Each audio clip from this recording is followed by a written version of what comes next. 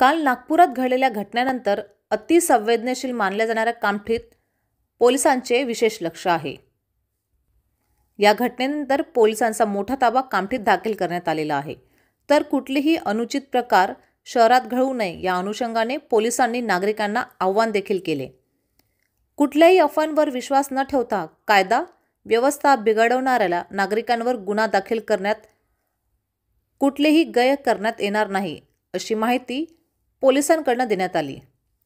तर या माध्यमातून शहरामध्ये रूट मार्च सह जागोजागी पोलिसांचा मोठा बंदोबस्त तैनात करण्यात आले आहे। हॉटेलचे मालिक तसेच बियर बार संचालक यांना देखील पोलिसांकडून सूचना देण्यात आल्या आहे। तर शहरात गजबजलेल्या ठिकाणी एकाच वेळी मोठ्या प्रमाणात जमाव होणार नाही याची विशेष दक्षता पोलीस घेत आहे। झोन 5 चे एसीपी विशाल क्षीरसागर यांनी नागरिकांना आवाहन केले आहे।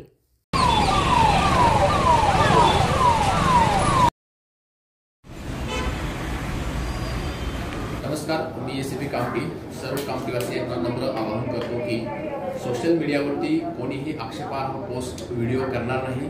सोशल मीडियावरती पोलिसांची करडी नजर आहे। सोशल मीडियावरती आक्षेपार्ह पोस्ट व्हिडिओ करणाऱ्या लोकांवरती कायदेशीर कारवाई करणे सुरू आहे। त्यांच्यावरती गुन्हे दाखल करण्याची प्रक्रिया सुरू आहे।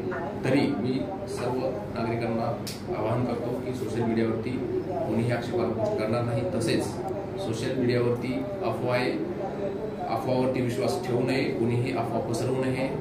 पोलीस दल कायदा व सुव्यवस्था राखण्याकरिता सुसज्ज आहे।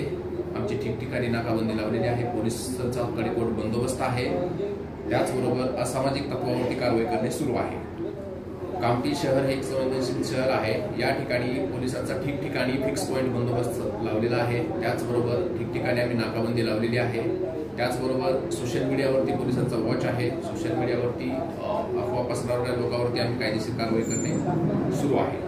जे आदेश लागू आहेत याचे आदेशाचे कोणीही उल्लंघन करणार नाही। उल्लंघन करणाऱ्यावरती कायदेशीर कारवाई केली जाईल।